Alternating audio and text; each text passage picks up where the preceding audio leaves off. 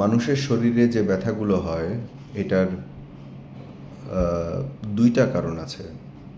একটা হচ্ছে ক্ষয়জনিত, আর একটা হচ্ছে বাতজনিত বা ইনফ্ল্যামেটরি যেটাকে বলে।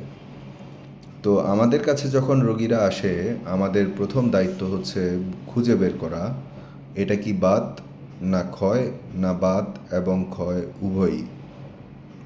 তো মানুষ সাধারণত ব্যথার জন্য ব্যথার ওষুধকে, স্টেরয়েডকে, ইনজেকশনকে খুব পছন্দ করে।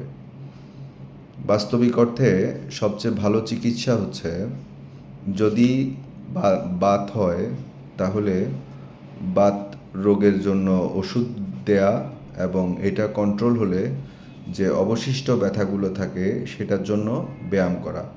যেমন শোল্ডার জয়েন্ট, মানে এই জোড়াটার জন্য ব্যায়াম, বা হাতের জন্য ব্যায়াম, বা পায়ের হাঁটুর জন্য, পায়ের তালুর জন্য ব্যায়াম, এগুলো।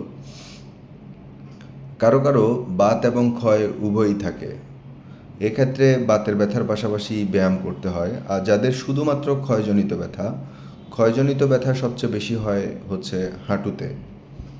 এটা একদম সবচেয়ে কমন। বয়স হয়ে গেলে 40-45 হয়ে গেলে হাঁটুতে ক্ষয় দেখা দেয়, কারো কারো আঘাতজনিত কারণে আরও আগেও ক্ষয় দেখা দেয়। তো এক্ষেত্রে মানে অনেকে জয়েন্টে ইনজেকশন পুশ করা বা পিআরপি থেরাপি একটা আছে, অনেক দামি একটা ইনজেকশন,